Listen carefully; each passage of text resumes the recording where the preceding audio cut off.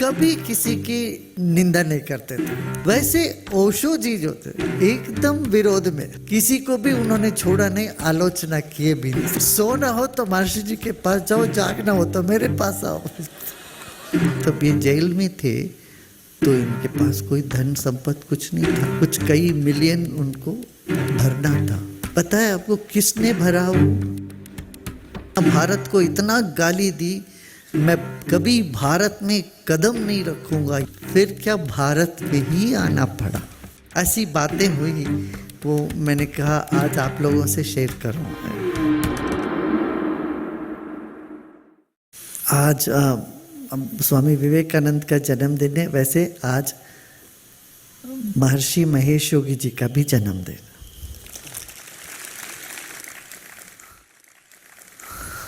वैसे महापुरुष संत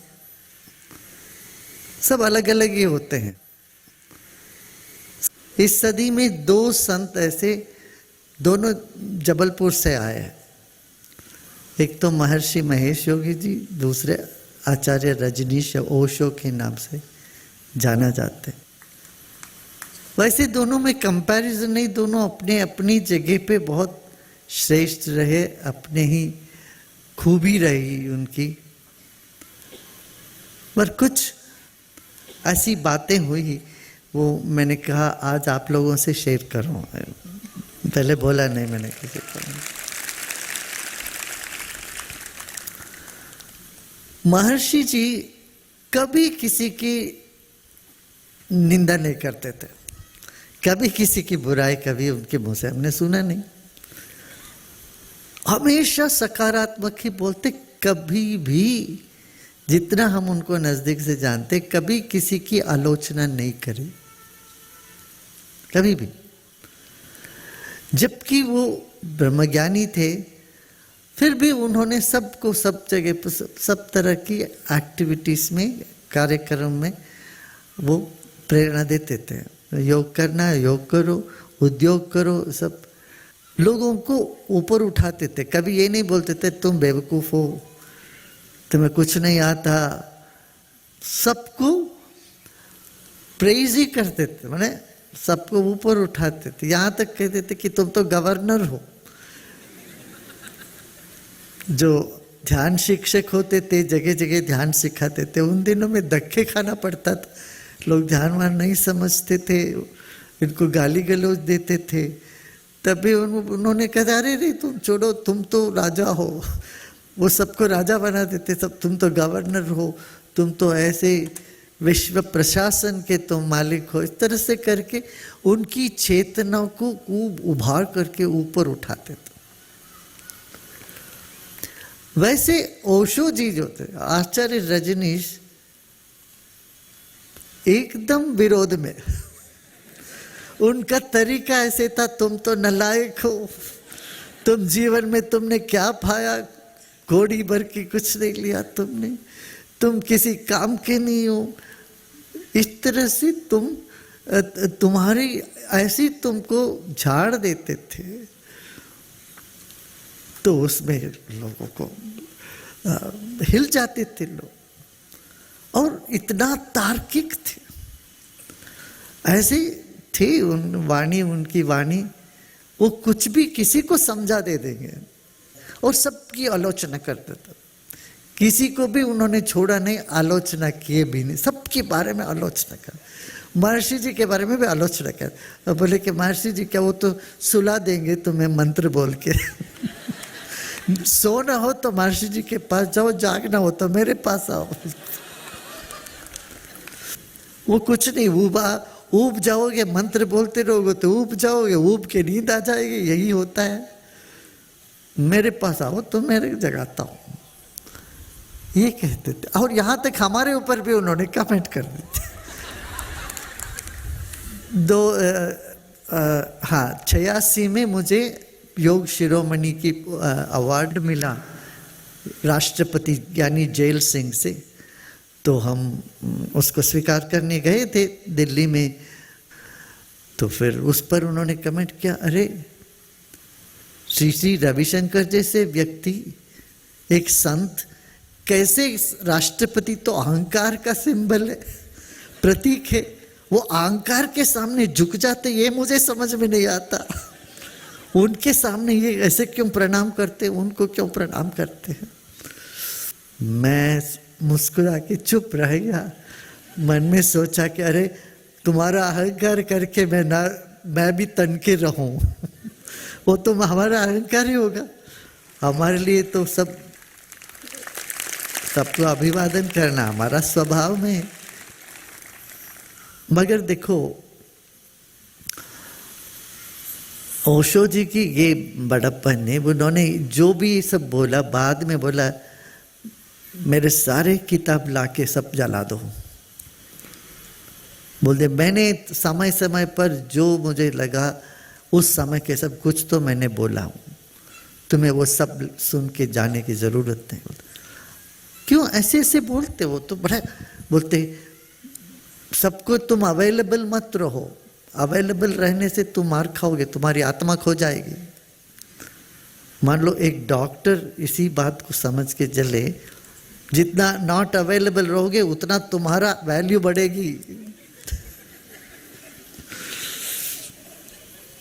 अवेलेबल होने से तुम्हारा वैल्यू घट जाती है, तुम्हारा मोल घट जाता है, तुम्हें कोई पूछने वाला नहीं होगा, तुम्हारी आत्मा खो जाती है। तुम उपलब्ध नहीं रहना सबके लिए, सबके लिए उपलब्ध रहना सबसे बड़ी भूल है। ऐसा करके वो सब बोलते थे। हमारे यहाँ एक प्रज्ञानंद जी महाराज सच में आनंदित रहते थे। वो यहाँ आके यहाँ रुक गए, जब हमसे मिले। ये पहले वहाँ गए थे वो ओशो जी के पास, वहाँ पर भी रहेंगे कुछ दिन। तब ओशो जी ने इनको आके बोला कि ये जो मैं प्रवचन देता हूँ तुम ये मत सुनो, मैं ऐसे बोलता हूँ ये दूसरों के लिए, तुम मत सुनो प्रवचन मेरा। उन्होंने व्यक्तिगत ऐसे उनको गाइडेंस दिया, तो तुम मेरे तर्क के मेरे जो भाषण है ये मत सुनो। ऐसे महर्षि जी भी कहते थे तो हाथी की दो दांत होते, ये दिखाने की एक चबाने की। चबाने वाली दांत तो दिखता नहीं है, दिखाने वाले हाथ चबाती नहीं है। वैसे प्रज्ञानंद जी महाराज भी कहते थे मैं सर घाट का पानी पी के यहाँ आ गया हूँ बस। ऐसे हिंदू माता भी, हिंदू माता हिंदू जैन बोले कि आखिरी में मैं सब घाट का पानी पी चुका हूँ, यही आखिरी उनका यहीं पर हुआ। तर्क बहुत आवश्यक है, कैप्टिवेटिंग रहेगा। मगर महर्षि जी की प्रवचन सुनोगे तो कुछ नहीं, पल्ले नहीं पड़ने पड़ेगा, जब ऊपर से चला जाएगा या वो पूरा वैज्ञानिक तरीके से बताएंगे। वो यूनिफाइड फील्ड थियरी कहेगी। आम आदमी को वो कुछ समझ में नहीं आएगा, बात आता ही नहीं। आम आदमी क्या समझे, आ से गा बना, गा से नी बनी, नी से अग्नि निकली, तो ये पल्ले नहीं पड़ता। मगर ओशो जी क्या कहेंगे, तुम्हारे भीतर कितना वासना दबा के तुम बैठे हो। हाँ सही बात है जी। तुम कुतर्क करते हो, हाँ सही बात है जी। तुम अपने आप को धोखा देते हो, आदमी को तुरंत लगता। तुम जहाँ हो तुम्हारी सारी बुराइयां, तुम्हारी सारी जो कमियां तुम्हारे सामने खोल के रखने से तुमको ऐसा लगे कि वाह बाप रे बाप, ये तो सच बात है, सही बात है। साधारण आदमी को भी लगेगा। ऐसे उन्होंने शुरू में बहुत गहरी बातें कही है, ऐसा सिर्फ ये नहीं है, मगर अपना तर्क अपनी तरह से तर्क से वो बताते जाएंगे। हाँ, हमारे अनुभव में ये है, उनके पास मंत्र का विशेष ज्ञान नहीं था, ये परंपरा नहीं थी। पहले तो इंडिया को इतना, भारत को इतना गाली दी, मैं कभी भारत में कदम नहीं रखूंगा, ये पापी देश है, ऐसा सब बोल के गए। फिर क्या भारत में ही आना पड़ा। और तुम तार्किक बात से सुनोगे तो हाँ वो सही बोल रहे तुमको लगेगा हाँ यहाँ ढोंगी बहुत है। हर चीज को विकृत करके बैठते हैं हम लोग यहाँ पर। अच्छी अच्छी चीज, गहरी बातें कही है, ऐसा सिर्फ ये नहीं है, मगर अपना तर्क अपनी तरह से तर्क से वो बताते जाएंगे। हाँ, हमारे अनुभव में ये है, उनके पास मंत्र का विशेष ज्ञान नहीं था, ये परंपरा नहीं थी। पहले तो इंडिया को इतना, भारत को इतना गाली दी, मैं कभी भारत में कदम नहीं रखूंगा, ये पापी देश है, ऐसा सब बोल के गए।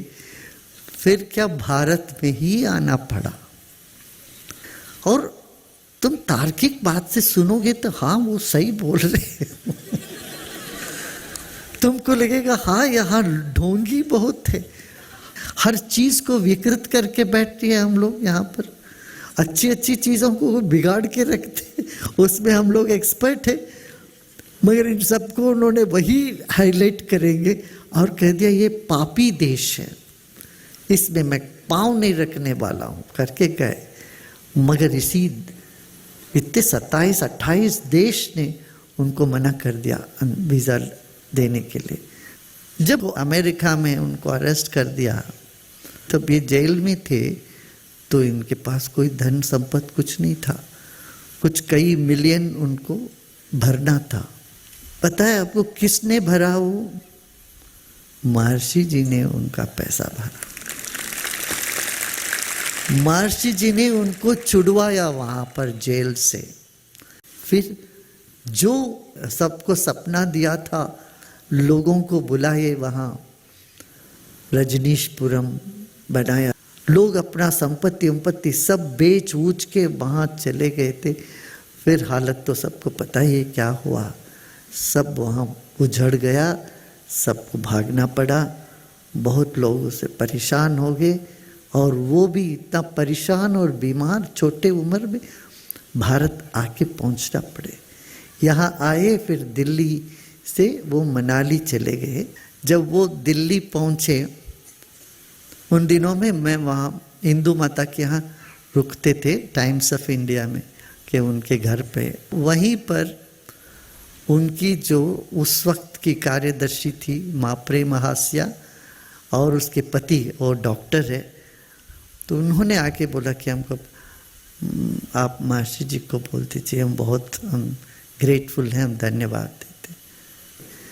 और ये दो जने जो हमारे साथ वहाँ थे, मैंने देखा ये चेन स्मोकर पर लगातार सिगरेट पीते रहे, शराब पीना, सिगरेट पीना। और उनके सन्यासी, और बोले इससे क्या, ये तो शरीर का धर्म है, तो कुछ नहीं है, मेरा आत्मा तो मैं मुक्त हूं, नियम से नीति से आत्मा का क्या पड़ा। वो सही बात है, बात तो सही है, आत्मा को इससे लेना देना कुछ नहीं है, मगर तुम उसके गुलाम तो बनी गए, है ना। पहले पहले उन्होंने खूब एक्सपेरिमेंट किया, फ्री सेक्स, सब फ्री सेक्स का भी पता है ना, कि जो जिनको चाहे कि किसी के साथ भी तुम रहो, ये परिवार का व्यवस्था ही गलत है क्या बोल दिया उन्होंने। तो उसी हिसाब से कई लोग अपना परिवार छोड़ के वहां चले गए। तो ये क्या है, दिमाग में समझ लेते हैं सारा ज्ञान, उनका दिल भी खिल जाता है, ऐसा नहीं। मगर जब तक थोड़ा सा भी अनुशासन नहीं होता, वो बात नहीं बनती है। वैसे आप महर्षि जी का देखें तो आज भी उनका चल रहा। उन्होंने क्या किया, वहाँ हिप्पी वेव से अमेरिका को बचाया। गांजा, चरस सब पीते रहे और घर बार छोड़ के ऐसे अस्त व्यस्त रहे। उन सब को इन्होंने ध्यान सिखाया, योग सिखाया, जीवन में कुछ नियम से ऊपर उठाया और सबके चेहरे में ऐसा चमक आने लगा। और उनको एक दिशा निर्देश दिया, गोल दिया, दुनिया में तुम 1% लोगों तक पहुंचो, ध्यान सिखाओगे तो दुनिया में शांति आएगी, समृद्धि आएगी। उनका प्रेजेंस ही इतना सुंदर था, वाइब्रेशन उनका इतना अच्छा था। और वो भी के सामने ऐसे आके कोई प्रश्न वश्न पूछो, ये सब नहीं चलेगा, तो जो बोलते ऐसे सुनो, बस सुनो नहीं तो गेट आउट। तुम्हारी कोई भी इच्छा हो तो वो कभी होने नहीं देंगे। तुमको लगता है कि अरे मुझे ऊटी जाना है, तो तुम दुनिया में कई जगह होके आ जाओगे, कश्मीर होके आ जाओगे, ऊटी नहीं जाने को मिलेगा। तुम्हारी इच्छा को जड़ से वो खत्म कर कि तुम्हें फिर अपने आप में ठीक हो। इच्छा माने क्या, ये करने के बाद मुझे खुशी मिलेगी। अरे बेवकूफ, जहां तुम हो वहीं क्यों खुशी है? अब तुम खुश नहीं रहोगे तो कहीं जाके खुशी मिलेगी तेरे को। तो वर्तमान में लोगों को लाने की ये सब तरीका थी अलग अलग। ये सब विचित्र घटनाएं हैं दुनिया में, इन सब से हमें सीखने को मिलता। क्या मिलता सीखने को? ये भी, ये सब ढंग है, अलग अलग ढंग है। इसमें ये नहीं है कोई कमी कोई ज्यादा, ऐसा नहीं है। सबका अपना अपना एक खूबी है और अपना अपना स्थान है। ओके, हाँ, मैं क्यों ऐसा नहीं, मैं अपना अलग। तो मैंने कहा ठीक है, तुम्हारी छोटी मोटी इच्छा, चलो वो नहीं देते हैं इसको।